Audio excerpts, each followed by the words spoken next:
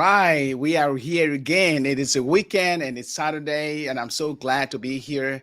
Welcome to the Gracious Hope Live podcast. My name is Alexander Red, and of course, I'm the host of this program, along here with Reverend Suah S. Deddeh, who will be coming in shortly. And today we'll be talking about education, the essence of Liberian youth education and development. Now, education, we know that we all have the obligation somehow to unleash the potential of Liberian education for our youth, the youth that is a young population, and also their development. And in the face of adversity, education has always been the key to unlocking progress and empowering individuals. And so this rings particularly true for our country, Liberia, a country scarred by years of civil war and economic turmoil. And the essence of youth education and development in Liberia holds immense significance as the nation's future rests in the hands of its young generation. Liberia can build itself and pave the way for a brighter future by providing them with education, skills, and knowledge. And with its complex history, Liberia has encountered countless obstacles in its path or on its path to development. And the devastating civil war from 1989 to 2003 left the country in ruins, severely damaging its education system. Schools were demolished, teachers fled, and children were coerced into armed conflict. Consequently, illiteracy rates soared, robbing many young people or Liberians of the opportunity to receive a quality education. Nevertheless, Liberia has shown remarkable progress by prioritizing and investing in youth education and development in recent years. And this commitment is rooted in the understanding that education is a fundamental human right and a vital tool for eradicating poverty, fostering social cohesion, and driving economic growth. By investing in educating its young citizens, Liberia can break the circle of poverty and construct a prosperous and inclusive society. A notable initiative to enhance youth education in Liberia is the Partnership Schools for Liberia PSL program. Introduced in 2016, this groundbreaking public private partnership seeks to improve the quality of education by entrusting management and accountability to non state actors. PSL endeavors to bring expertise, resources, and innovation to schools across Liberia by collaborating with private organizations and NGOs. Now, this collaborative approach has improved student learning outcomes, increased enrollment rates, and reduced gender disparities. Furthermore, the essence of youth education and development in Liberia lies in addressing the country's unique needs. Liberians, home and abroad, are mustering the courage and the effort to educate our Liberian children. One of such person is Miss Ama T. Harris. She is the proprietress of the Rosetta Steps Education Foundation, started off in the borough of Nuku Town in Liberia. And Miss Harris is our special guest on this podcast. But then we know that youth development in Liberia encompasses more than just academic education. It also emphasizes vocational training and skills development. And so youth and their education and their development in Liberia should prioritize cultivating critical thinking, problem solving, and leadership skills. Liberia faces complex challenges that demand innovative solutions. And by nurturing these skills, young Liberians can become active participants in shaping their country's future, contributing to a nation building or to nation building and fostering a culture of democracy and good governance. And so then the essence of Liberian youth education and development cannot be overstated. Education is not merely a means of acquiring knowledge, but a catalyst for personal growth, empowerment, and societal progress.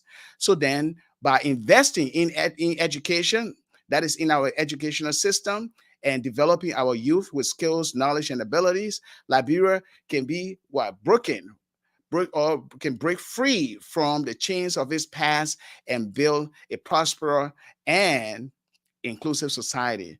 And so we are so glad that we have our guest here today, Miss Harris, and she's going to be talking about her work, her education, her work, and her personal motivation to educate the Liberian children. And so we have a whole lot to learn about our educational system today. So be our guest.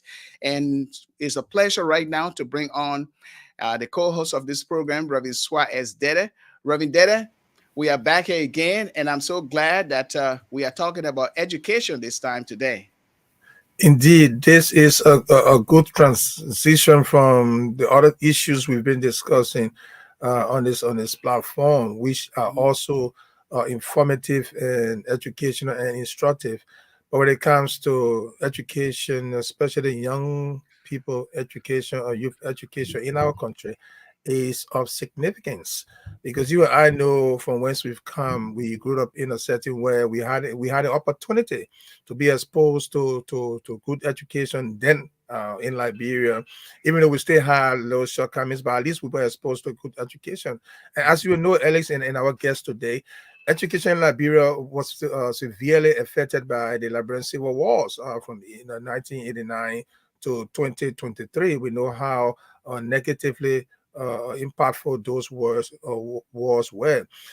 In 2010, the literacy rate of Liberia, Alex, was estimated at 60.8%. And, Wow. and yes, it's 60.8%, and that constitutes 64.80% for males and 56.8% for females. So as you see, when it comes to the education level in Liberia, we see how impactful it is on our populace. Now, um, education in Liberia is free, or it should be free for primary students attending government schools. But Mhm. you and I know most of these schools lack adequate learning facilities, and that affected the learning atmosphere. When students are not in a good place of learning, they may not pay attention, and the teachers may not pay attention, and all kinds of things happen. So most parents prefer sending their kids to private schools, which, as you know, were often very expensive, and people could not afford them. So this discussion today kind of speaks to the issues we have, and our guest is working in areas where she can help ameliorate the problem we have in our educational system. But the question is her work being facilitated? When I say facilitated, I mean government has to provide the atmosphere for people to be able to come with private initiatives to help the system. Is she getting those kind of opportunities? That's why I'll be asking her today. So, Alex, welcome, brother, and I hope we have a blessed discussion with our guest today. Yes, yes, we are looking forward to that. And our guest is preparing the background to come on. But before she gets here on live, we just want to let you know to all our viewers, we'd like to say welcome once again to the Gracious Hope Live podcast. And we are here every Saturday at 3 p.m. Central Time, 4 p.m. Eastern Time. And of course, in Liberia or the GMT time is 8 p.m. And so, with pleasure, right now, we bring in our guest, and her name is Miss Amati Harris. So, we'd like to say welcome to the Gracious Hope podcast. And we know that you are the director and also the proprietress of the Rosetta Steps Education Foundation. You started off from Nuclear Town, and now you are blossoming and helping, even though there might be sometimes where you need the logistics, but at the same time you muster the courage to educate our young people. Good evening, Alexander. Good evening, Pastor Suah Deddeh, and thank you so much for this invitation. Um, it's always nice to have your work acknowledged, and it was a pleasant surprise when I received the call from you. And I was indeed happy that you've given us yet another opportunity to talk about our beautiful country, Liberia, to highlight some of the progress that has been made in a sector that I hold very dear to my heart. So thank you for having me. Thank you for having the Rosetta Steps family, which I represent. Thank you so much. That's good. That's good. So, looking at education, looking at our young people, let's start from the beginning here. You saw the need that there should be a school. Your parents were educators. Now, you may say your motivation comes from your parents, but some children that they grow up, that motivation may come from what our parents do. But you took the route of becoming a teacher and an educator and also educating young children? Why not adults? Why children? Why? Why children? First of all, I would say I would thank God because growing up, and also I would thank my parents and the kind of home that we grew up in. My mother was always someone who kept us in tune with the challenges and the suffering of others. At no point in time, even when our own needs were satisfied, were we allowed to be blind to whatever the needs of those around us were. And I think sometimes that comes from coming from a background of lack, for whatever reason it was, whatever it is that drove her. I thank God for that. So we grew up in a home basically where we were always told that we had to look out for others.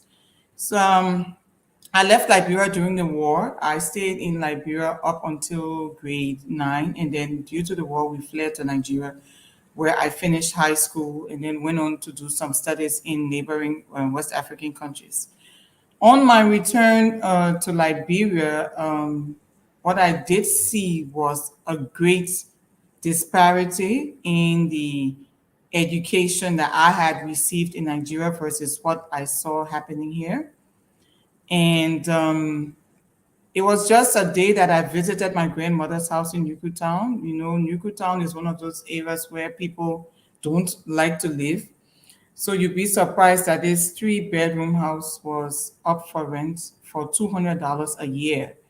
And I looked at it and I said, well, in my opinion, this is a waste. Let me see how we can give back. And there are so many educational programs that you could structure, but children are hold dear to my heart. I'm a lover of kids. I'm a lover of youth and young adults as well, but my passion is for children. So my first idea was to turn my grandmom's house into a reading room where all the little people that I had seen running around with all shoes, running, playing in the sand, could come to on Saturdays. And like I said, I'm a Liberian. I know the challenges of living in Liberia. I understand that feeding and nutrition was also an issue.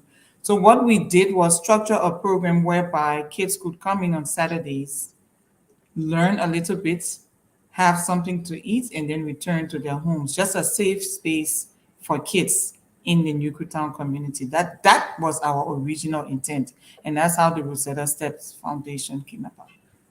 Wow, that's interesting. I'm just curious to know, where did this fund come from? Um, making ends meet is not always easy, but you saw the need to get involved. Did you just start with your personal funds, or you started with some collaboration or partnership with someone else? That's an interesting question because I would like to switch it and say, where didn't the funds come from? The funds came from everywhere, but mostly from my pocket. And the renovation of the house took at least 6 to 8 months because most of it was self-funded. And thanks for the job that I hold. Also, I do have a lot of friends, and everyone I came across during that period, if you met me, was, hey, hi, look, I'm trying to do something for kids in Yucatan. You want to help?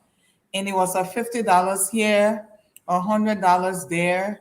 We did not receive any funding from any organization during the renovation process. All of the renovation was funded out of pocket and with contributions from friends and families. In different, I remember Yvonne Bright, the owner of Sharks, my colleagues in the office would say, Ama, because I talked about it a lot. I mean, if you spoke to me for 10 minutes, I would talk about this great project I was working on. So most times people would say, oh, how is it going? I would say, oh, fine, but just that we need 2 bags of cement. And sometimes it was $20, sometimes it was $10.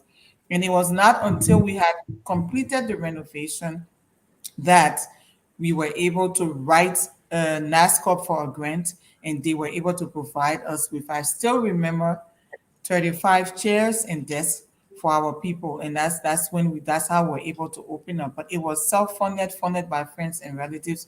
And I always tell people that say, oh, Liberians don't support each other. I say, I don't know the Liberians you know, but the Liberians I know have Yeah. been there for me, and they've supported me, and they supported this cause. And I'd like to thank all of them publicly for that, whether it was financial or even a word of encouragement or even just a word of concern That's how we managed to renovate. And when I say the house was dilapidated, it was. I mean, we had to do floors, ceiling, tiles, just about everything. And the house is right in the middle of the slum or the ghetto of Newtown. I mean, we were right there. And Hmm. 2 seconds away, someone smoking the opium. Across the street, there's someone's bathroom. But it just became such a beauty and oasis in the middle of everything. And that's how we started it. But we started with little, or I would say we started with nothing, and we were able to complete it. Yeah, and it takes courage to do that as a woman, and you have other obligations as well, and to keep going is what we call, perseverance, and to persevere through where you say, well, no money, but friends can chip in, and some grateful friends, Exactly. they were able to help you along the way.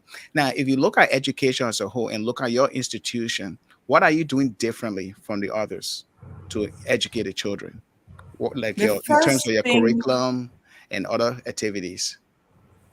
the first thing I would say that we do differently is that we consider ourselves to be the beacon of hope for our community. We are more than a school, we are a family. And we're a family, the way we operate, we're a family in the sense that all of our teachers come from within the community. And because they do, we are well aware of the challenge every individual child faces in the family situation. And don't forget, where we are currently is where I myself grew up. Okay. So I'm in touch with the community, in touch with the people. So we're more than a school. Mhm. At any point in time, our teachers are in the hospitals making sure a parent is getting the kind of treatment that they require. At any point in time, our teachers are sometimes feeding children who come to school without any lunch. And apart from, yes, I wouldn't toot our horn, but I think we have very rigorous educational programs. And the reason it is that way is that having been educated in Nigeria with the British curriculum, we kind of infuse different elements into learning that is not typically done here or is necessarily required.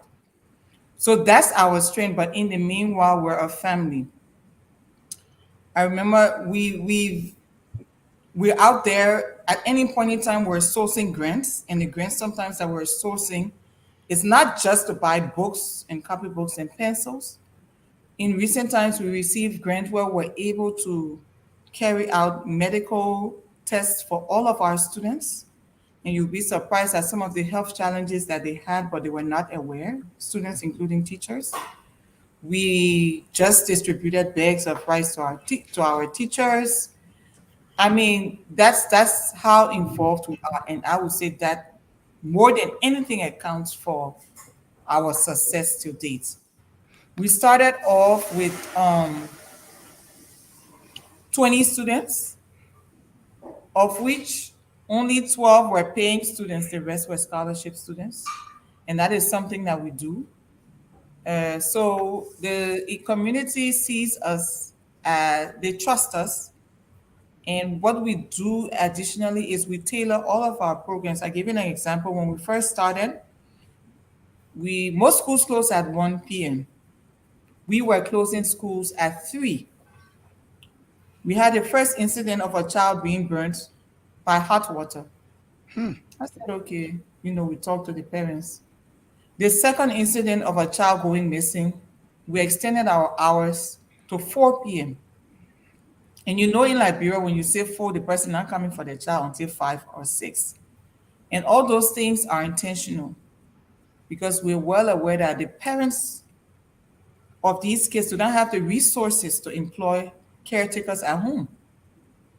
So sometimes I know my teachers, if they are listening, they feel overburdened. Or sometimes I give them a lot of trouble because we try to meet the parents. Some people say meet people halfway, but I think we go more than halfway. We go like 75% of the way to ensure that not only that the kids are taught that they are safe, and that their psychosocial environment and their nutritional, because all those things affect education. So that's what we do. We're very thoughtful about whatever we do in our schools. That's great. That's great. And so looking That's at the size, interesting. go ahead. Yeah. Go ahead, Go Reverend ahead, Deddeh. Alex. Go ahead. Go ahead. No, no, I was talking about the size of your school. You started off in Nukuta. Is this something that you want to extend to other communities? Oh, so talking about our population and our expansion plans, we started off with 25 students in my grandmother's three-bedroom house in Yukutan. And the teachers came and said, Boss Lady, I mean, the demands are so much. We have to move. So I had to pack my bags from my house or my parents' house on Kawa Road and move to Old Road, your area, as you mentioned earlier. And we moved into my mother's house, which was a bigger facility. It was a four-bedroom house, including living room. And we expanded to 75 students. And we kept growing. And they came back again. They said, Oma, you got to find. I said, so what do you people want me to do? Right now, you have me renting in Liberia, something I've never done since I was born.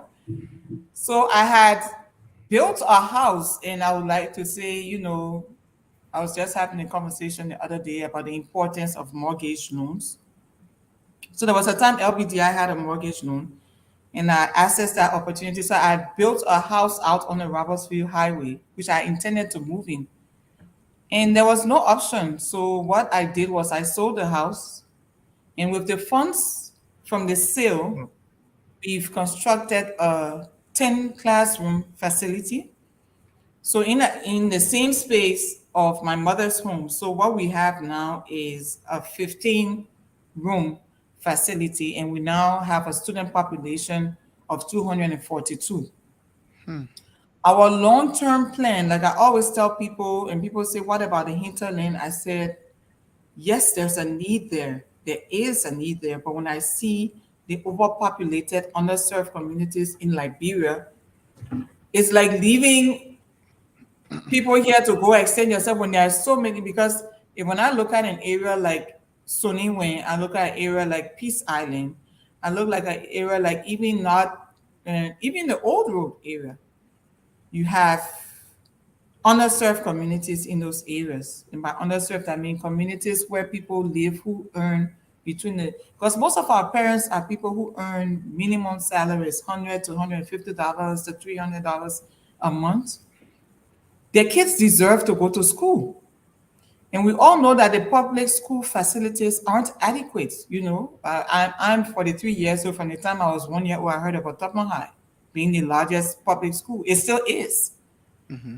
That tells you that in the past 30 to 40 years, we haven't expanded our public school outreach to those who need it the most. So where are these kids being educated? So they're being educated in churches, under palava huts, on people's porches, and they are being charged, in some cases, astronomical school fees for the lowest quality of education ever. Hmm. So what we intend to do at Rosetta Steps is expand into underserved communities, communities where we're needed the most, because our program is tailored to that. We're not tailored to the creme de la creme of society. We're not tailored to middle income communities. Our programs are tailored to underserved. I don't like to call them poor communities or poverty stricken areas. That's it. So that's our plan to extend in the, at least in the next 2 years to hit one or two of those communities. And sometimes I like to say this because what you don't realize is that within those communities, there are people who maybe can afford $200 or $300 a year to educate their child. But if the child needs to leave that community and take a taxi to Broad Street to a convent or a CWA every day, that's a $4 to $5 expense added on top of the cost of education. And what we do is when we're there, that cost is eliminated. The cost of transporting your child to town just to access quality education, the cost of having someone to take. I know that many parents have to find somebody to take taxi with a child, drop them, bring them back simply because there's no good school in your community. So what our presence does is, that's why I tell people when they say, "Oh, you charge a fee," I say, "Yes, we charge because we want to remain sustainable." But how we give back is that for every four paying students, we take in one non-paying, one scholarship or one free students, and sometimes we source scholarships for them. But once we take you in as a scholarship student, we never drop you. Even if your sponsor does not come in the next year, the school takes in that responsibility. So Hmm. that's what we do. Wow, that is a calling on you. I mean, that's a big tax you put on yourself. But I'm thinking about we talk about quality education. It comes not just from the curriculum, but from the teachers as well. So, would you mind telling us the quality of teachers you have? How do you hire them? What measurement you use to hire your teachers, and where are they from? Are you based on the Ministry of Education? Ministry of Education skill of hiring teachers, or you have a different one that you coached to enhance education in Liberia? How are you hiring your teachers, and who are they? Good question. It's one of the most difficult things to get qualified teachers in Liberia right now. And sometimes I like to go back. And I told someone the other day, I say, my mother had a high school diploma, a college degree from the University of Liberia. She received a USAID scholarship and she went to the states, Fresno States, and then she got a degree in English, in teaching in education. And she returned back to Liberia and she was a sixth grade teacher. Hmm. It tells you the caliber of people we had in our classrooms then. Unfortunately, now anyone with that kind of qualification can only be found in the Ministry of Education doing administrative work. And that is sad. So if you're running a school in Liberia right now, most times I just recruit qualified and trainable people. In fact, the first teachers that I started with, because like I said, we didn't start as a school, it was supposed to be a reading room. We only and I did it right in my living room. We had classes every Saturday and they learned phonics for the first time. So the way we recruit now is we just look for people who can be trained. Because thanks to certain things like the internet, if you have the basic skills or the basic foundation, even though there are, as a teacher, there are certain skills that you have to be born with, but if you have those skills, you can manage the situation. And that's what we're doing. We do have at least three or four teachers with a BSc in education, and we have a couple of teachers with certificates in education. But I'll tell you the fact, the educational system here is of such now that certificates or they mean absolutely nothing. I remember once I had a teacher who had just graduated from the University of Liberia the week before. We had all celebrated his graduation. And he got a BSc in agriculture. I was doing a training with him the following week, and this teacher had difficulty pronouncing a five-letter word. I have a teacher with BSc from Cottington University that I had to teach how to read second grade material. How that happens, don't ask me, but it happens. So it tells you how difficult it is. Before you knew if you employed John Brown from University of Liberia, you knew the caliber of person you were employing. Right now, we train our teachers on an almost daily basis. It's very difficult, it's very challenging, but the only alternative is to source teachers from outside of Liberia, which as an institution we cannot yet afford. And also for national pride and in order to build confidence in Liberians, I'd like to take up the challenge. In fact, right now the challenge in the school is that every teacher reads a book a week. Hmm. So just Hmm. 2 days ago, everybody went home with a book and is writing a book report. So we do those things from time to time. Is it more difficult? Yes. But in the long term, what we're doing is letting Liberians know that you can do it Yeah. if you apply the personal effort. it can be done. And like I told them last week, I said, so we're having a teacher training. This teacher sat there because, like I said, it's a recurring conversation, And he said the reason English is a challenge for him is because both of his parents were not literate. And when he learned English in school, he went home to speak his local dialect. So I told him, excuse my language, I said, don't tell me any nonsense. Because I sit here as a child of parents who both grandparents were illiterate. But my father will tell you that he decided to learn the dictionary from A to Z. Mhm. And because he committed that time to learning, he was able to impart into me. So there is no excuse. Because if he hadn't done it, he would not have had the ability to correct me, to teach me along the way, and I would not be sitting here today. So I just told him, I said, you know what, my friend? You're not going to let your child linger in the same darkness that you find yourself in. Everybody, and we have a team of 25. So at every point in time, someone is learning something. Hmm. That's what we do with our team, and that's how we do it. So you go through rigorous uh, um, um, measure in order to find the qualified teacher, not just looking at the credentials or the paperwork that they present to you, uh, but you also look at the quality of that speech and the way they answer questions, or you would like for your teachers to be tailored to your curriculum or your philosophy of education. And that is a very beautiful thing that you are doing. And we'll take a break here and we'll be right back here. And to all our listeners right now, we'd like to say thank you so much for watching us. We'll be right back. Please don't go away.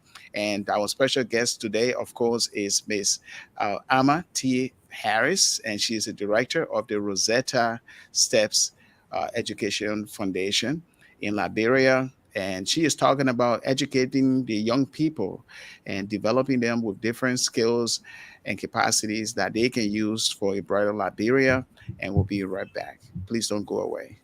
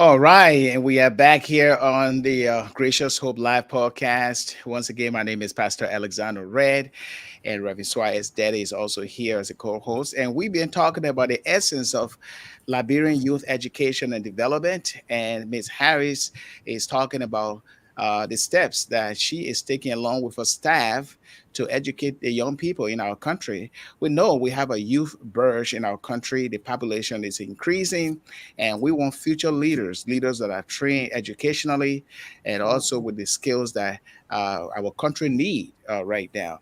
And so we'd like to say welcome back to the second segment of this program, and we will continue.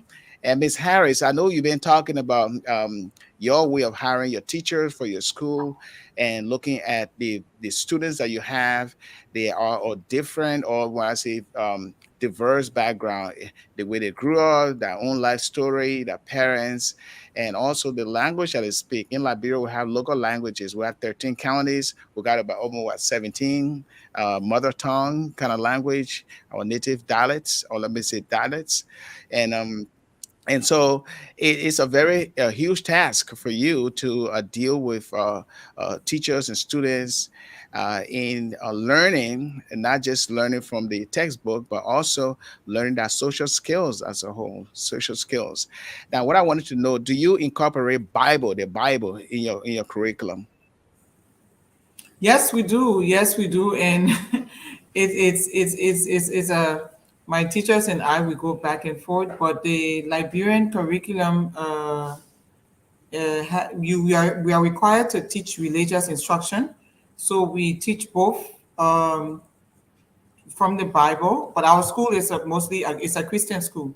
But we also teach a little bit of Quran and as other religions as well. Okay, you teach the Quran, you educate them about Islam, Yes, just so our how we students would. are educated about Islam as well as Christianity, but our assembly is conducted as a Christian school. We sing religious songs. And it's funny because I was very uneasy about it in the beginning about how it would be perceived by non-Christians. We do have a lot of non-Christians in the school, a lot of Fullahs, Muslims in the school, but they have come to accept it. And I guess we teach so well that they say, okay, fine, as long as you people teach our kids, that's fine. They can stand there and listen to the Christian songs in the morning. Yes, but God is a central part of our instruction as well. And why you think it is so important that students or children learn about God? It is important, but because He is the Creator, and Christianity and our God teaches us about how we should care for others, and the Bible teaches us discipline as well, which is something that everyone wants. Everyone wants to have a child that is disciplined. Everybody wants. If you look at the Christian principles in the Bible, these are principles that are needed and when applied to everyday life, there's no way you can go wrong and not be successful. I mean, it's all there. Honor your father and your mother so that your days can be long. The Bible has covered all aspects of life. So it is very important and it is key. And I would say over time, even in dealing with staff, I tend to find that those that are deeply grounded in their faith have much more of an open mind and a much different approach to life than those aren't. And even for me personally, belief in God has been the essence of and has guided me in doing so many things that I've done till today. So it is important. Yeah, it is important. And how does that weave into your own faith in Jesus Christ? How did you come to faith? Let us talk about your faith. When I came to faith through my I would say my parents, mostly my mom, she was deeply religious. We went to sleep listening to ERWA and woke up within 24 hours. And I remember she was so religious that she left Liberia in June of 1990. So she was in the States when the war broke out. And because someone had gifted her this Bible, the Bible was this large. So when we were fleeing the house as a 10-year old, and I was very close to my mother, and I grabbed that Bible, and my father was like, can you take food or something? I said, no, I have to take Mama's Bible because when I see her, I have to give it to her because I knew if she had just that was something she held on to. That was something she made us believe in. So yeah, it came from my mom, and even when I went to school in Nigeria, in high school in Nigeria, in addition to being a prefect, I was also the deputy head of the church. I was the church in our boarding school, which was a boarding school of almost 3,000 students. So there we had to mentor, we had to conduct services every Sunday. We were looked up to, we're called church workers. And a lot of students depended on us for guidance on day-to-day life and how to deal with so many things growing up. So Christianity and faith has been a big part and still is a big part of who I am. I enjoy the blessings of God. In fact, sometimes I tell people I'm even afraid to pray because just the other day we had an issue with a well, and I'm sitting in my office and I woke up that morning and I said, God, how are we fixing this well? And this person walks in and peep in, and I didn't recognize him. So I said, could you kindly wait, sir? I was a bit, rough because like you came and you met a queue, and this gentleman just goes, no, Ama, it's me. Every time I come, I bring something for you, and had a bottle of non-alcoholic wine. He's a Christian himself, so he gave it to me. And then, so I was a little bit ashamed, that someone was just trying to give me a gift. And I thought it was a customer saying, can you? So anyway, I said, oh, because I didn't remember him. So I said, you into work, right? He said, development work. He said, yes. I said, so what do you do? And he said, I'm building a well in Nimba. I build wells for a living.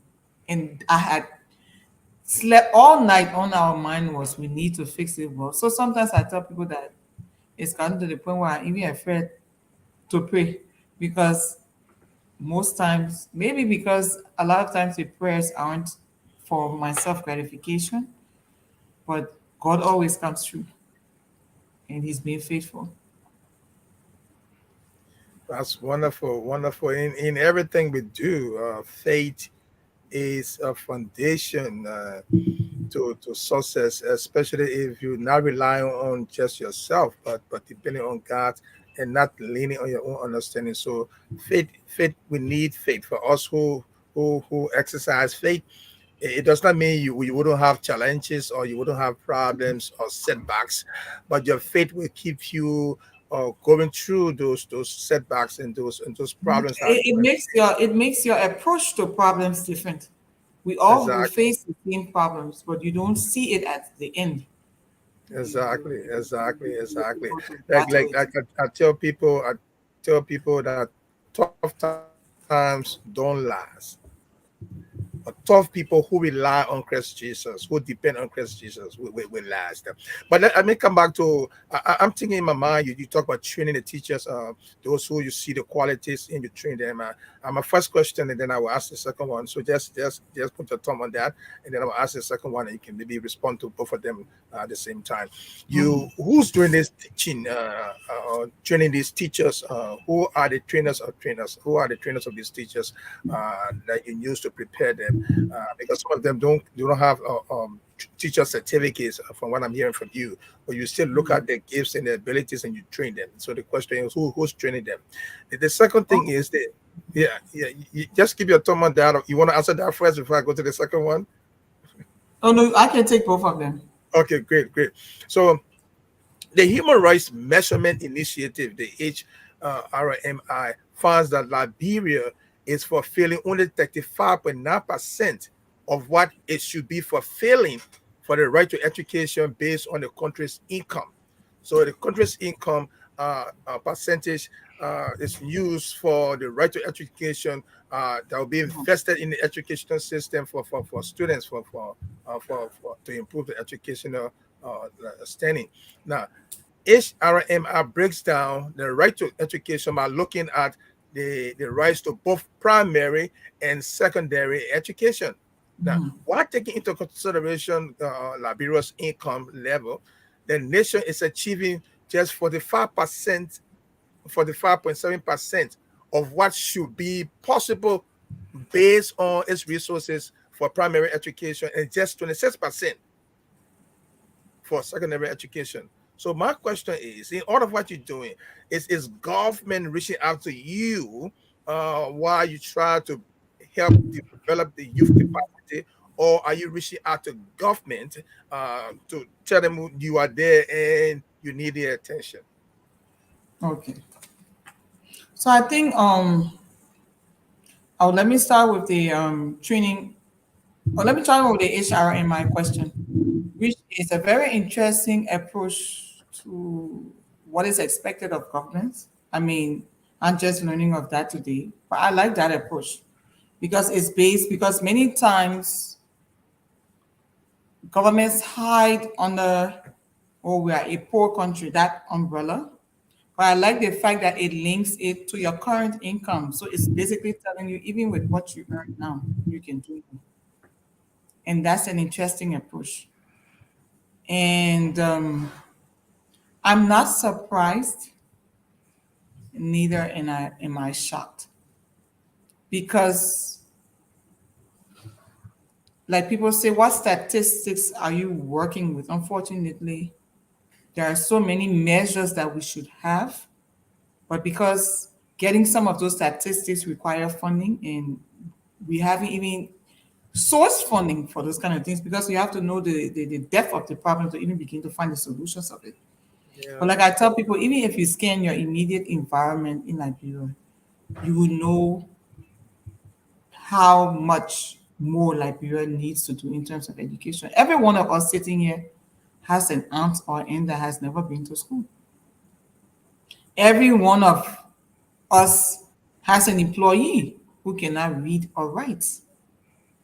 I've traveled to countries and I've had some intelligent conversations with taxi drivers, people in basic employment. We tend to think that somehow education should be for the privileged, but that is not the case. That is not how you develop a country. That's not how you can grow as a country. It should be a basic human right. It should be readily available. People, I mean, I interviewed a teacher last week who came from a school where he was teaching 50 students in a classroom. Mm. And that is typical. Even currently, even in our capital city, we still have students sitting on the ground to study. So I'm not shocked. I'm not surprised. Have we received assistance from government? Well, it's nothing official. I mean, it so happens that one of our administrators has close links with the Ministry of Education. So they, from time to time, they conduct teacher trainings and different workshops. And whenever they receive funding for books, they do distribute.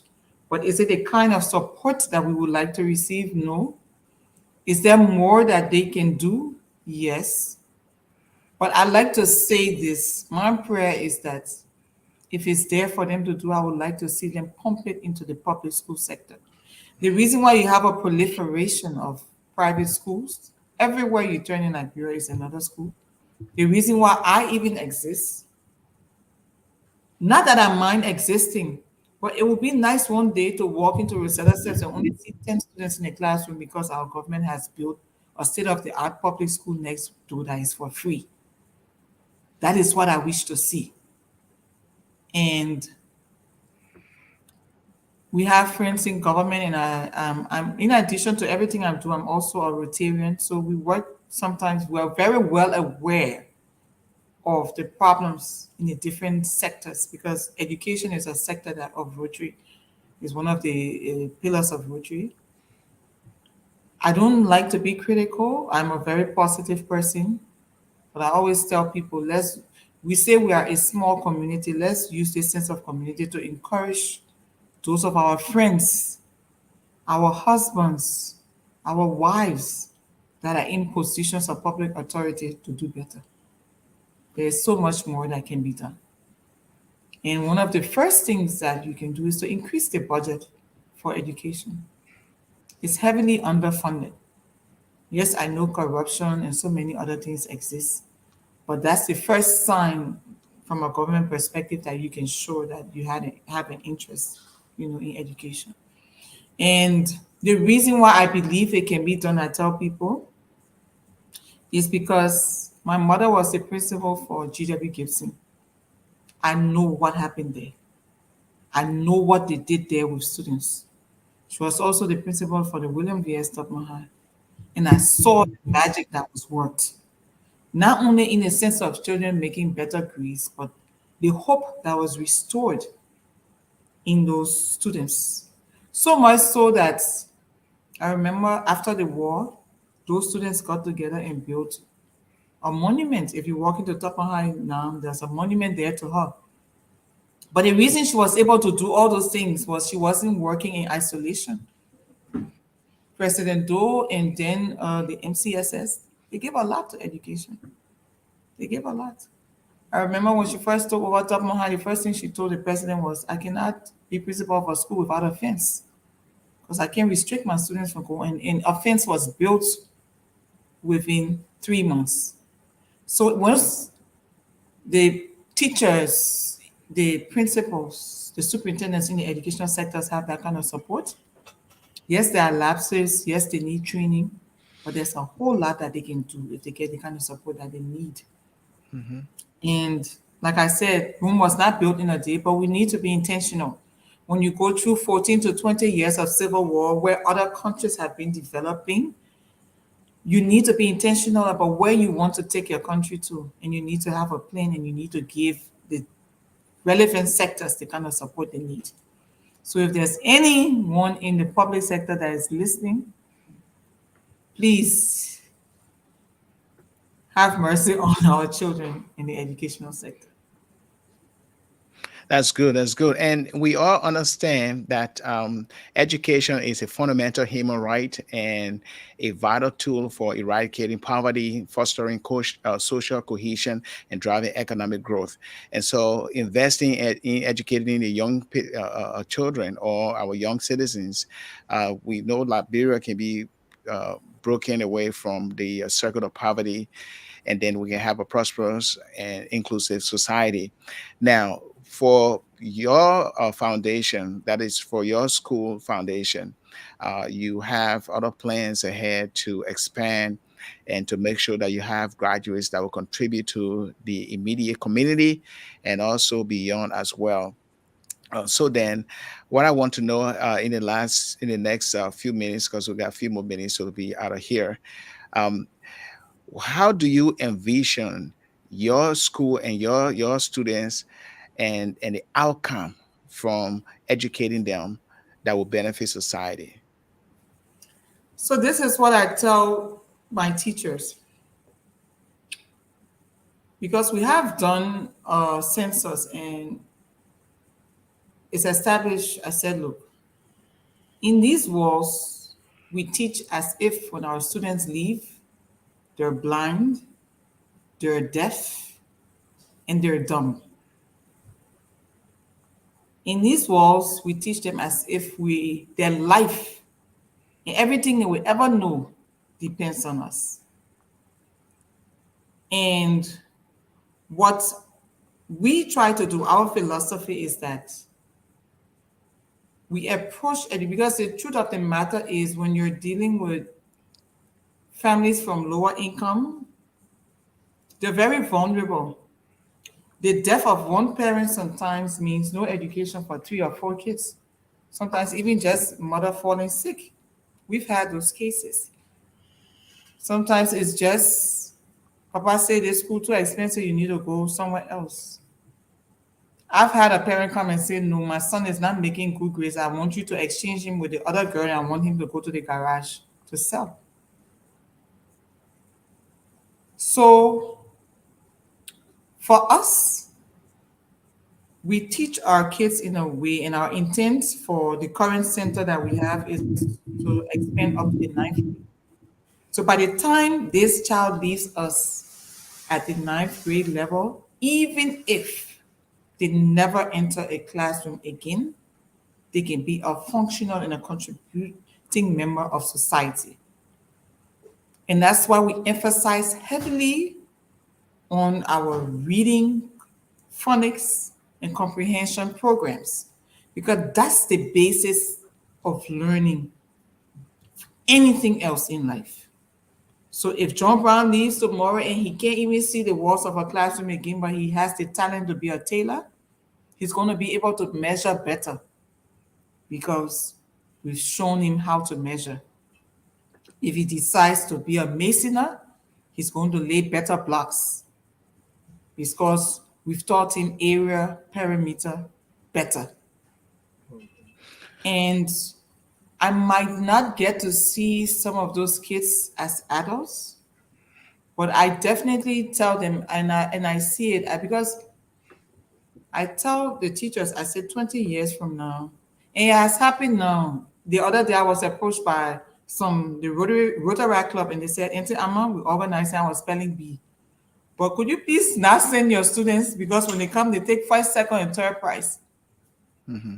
So that's why I see that's going to happen in the future. Those kids are going to walk into job interviews, and because we teach oral language, which is not something the Ministry of Education has asked us to teach, but I know that when I meet people, they assess me by how I speak. So it's a subject in our school. So we're Yes, very yes. practical in our Yeah, approach to and not learning. just to interrupt you, we got like 4 minutes left. Now, yes, speech is always important, and I have noticed that over and over. Even my own experience when I came to the states to go to school here, yes, speech is very important, and it took me time, and I had to fall in love with reading as well. So just nail Mhm. it down in a summary here because we lack of time here, and so I will, Reverend Deddeh will come in maybe with his last question. What is the curriculum like? So you got like, for example, you got math, science, civic lessons, or how is your curriculum sketched out? So we teach the basics that are required in the lower classes. They take most subjects because we kind of split it up between the pre-K one, which is 3 years old, up until kindergarten two. We teach additional subjects like oral language separately. We break down their alphabet recognition, alphabet recital, those things. They're taught separately and they are tracked. So on any given day, we know who can recite up to what letter. We know who needs to be pushed. We know who needs to be pulled. So we do have a more scientific approach to teaching. Now, between first grade and the seventh grade, some of the things that we teach that aren't required, we teach what we call quantitative aptitude, which is not mathematics, but is reasoning, mathematical reasoning, and it enhances your ability to think faster. It teaches you sequencing. We also teach verbal aptitude, which is not actually English, but verbal aptitude would focus more on your synonyms, antonyms, those kind of things. And we teach sight words as a separate subject. Which so as a school we have a target of 1,000 sight words, and we track our students along the way. We have a very rigorous oral frequency reading fluency program. So yeah, we do a lot of things that help to enhance learning. Another thing we do, we have televisions in most of our classrooms that helps to bring learning to life, especially in the areas of science, social studies. We're very practical in our approach to learning. Okay, Wow, Reverend Deddeh. that's great. Yeah, that's great. I'm just pivoting a little bit to international NGO USAID that is implementing the youth advanced activity to increase the economic self-reliance and reliance of Liberian youth in targeted areas of Bassa, Lo-Fi, Maserati County. Are you in any way in connection with USAID? Because they are now providing over 21,000 young people with skills and experience and support and relationship to productively engage with the local economies. So, any connection with you say so far? Well, no, and I wouldn't be able to assess some of those programs because I don't know their curriculum. I don't know the lifespan of those programs. I can tell you that a lot of those things need to be more holistic in their approach because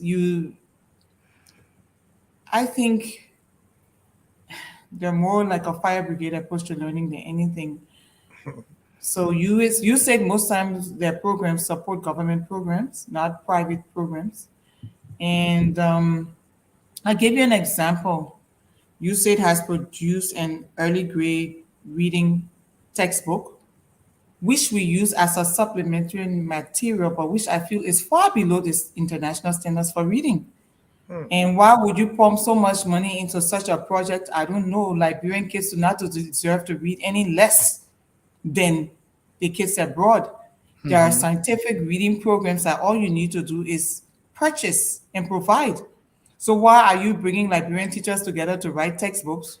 Maybe it's going up the hill. And you know, because of the brain drain in the country, those textbooks are not going to evolve, what they themselves have in there. I can only write what I have in my mind. So Mhm. we do use their materials here and there, but I don't rely on them. If you tell me SRA is what is used in American schools, that's what I want in my school. If you tell me this is what the British educational system relies on to get the kind of results they have, that's what we want in our school. We don't want anything watered down for Yeah. Liberian students. No. Yeah. And your background is so unique. You went to school in Nigeria, you went to school in the Ivory Coast, and currently you are uh, a supervisor for Brussels Air, or yeah, Brussels Air Yeah. locally in Liberia. You have all of these going on, working and then working as an educator and working with teachers and working with students. It seems like a lot for you. Um, how do you find balance? And this is the last question. How do you find balance with all of these things going on? I think the way I find balance is that I only do things that I love. I love, even when I finished high school, they asked, what do you want to be? I wanted to work with the airlines. And that's what I did. And what else do I love? I love teaching. So even though I'm the agency supervisor for Brussels Airlines, I spend a lot of my time doing training in Liberia. I've done training out of Liberia. So training, teaching, spreading knowledge, I think is something that kind of comes naturally. So am I having fun even though I'm standing in a classroom? Yes, but if you don't love it, it's not fun for you. My best days is when I'm working it, and I enjoy it and I love it. And those that are close to me understand that. So to love me is to have to love, to understand that I like to work and I like to keep busy. And the reason why I enjoy teaching is you see progress on a minute to minute basis. So when a child comes in front of you and they cannot pronounce a word, and in a 1 minute you've taught them, other people do their work and they need 6 months to see the effect of their work. I see the effect of my work on a minute to minute basis. So that's the joy I get from doing it. And I have no qualms with my life as it is. It's All well right. balanced. Well, that's good. And some of your hobbies, like what? What do you do? Do you like dancing? TikTok Oh, yeah, I video? like dancing. My daughter says I don't dance well, but I think I'm a good dancer. Uh, I like dancing. I like meeting people. I like socializing. I'm a very social person. And you like to exercise too, though, right? Yes, yes, I like to exercise, even though the older you get, the harder it is. But Mhm. I like to think I do a good job. I also enjoy cooking and having friends over. That's something I enjoy as well. That's good. Well, this is how we'll conclude our program today. We'd like to say thank you so much, Ms. Harris, Ama T. Harris, for joining us as our special guest today. And thank you for responding to our invitation. And thank you for having this conversation regarding educating the young people in our country. We appreciate you and your work that you do. And we look forward to working with you again. I mean, coming on our program to talk more about your work and how your work is impacting uh, children in our local communities like Nuku Town and other places, and also the future outcome of some of those kids. Thank you. Thank Thank you you, very and much. Thank you. thank you for having me, and to everyone that has tuned in, and to Liberians all around the world. I say, hope is not lost. We have one of the greatest country on the planet Earth. Other countries have been through worse. The ones you live in today, they came through these same circumstances, but the only difference is that the citizens stood up and were intentional about taking their countries out of the dungeons. So we have to be intentional about it, and that's how I am. Thank you. All right, thank you, Amma. All right, and this is how we conclude our podcast. Reverend Deddeh, thank you so much for coming. And any last word before we depart here? Well, all I can say, my last word is usually my first word. To God be the glory for great things He has done and greater things He will do. And this is the day that the Lord has made. Let us rejoice and be glad in it. Yes, we'll rejoice and we will be glad. And until then, we'd like to say goodbye for now. Have a great weekend.